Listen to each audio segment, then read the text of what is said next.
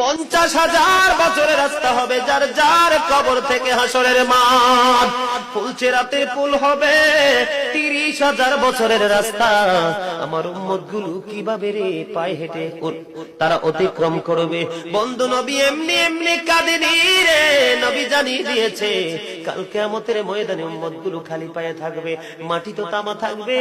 ও বন্ধু, তাদের শরীরে কোনো পোশাক থাকবে না, উলঙ্গ অবস্থায় থাকবে। এমন মা আয়েশা প্রশ্ন করলো, গো প্রাণের নবী, জানতে মনে চায় নবী গো, এই যে আপনার উম্মত গুলো উলঙ্গ অবস্থায় খালি পায়ে সবাই থাকবে গো নবী, তারা কি নারী পুরুষ একসাথে? কয় হ্যাঁ, নারী পুরুষ একসাথে।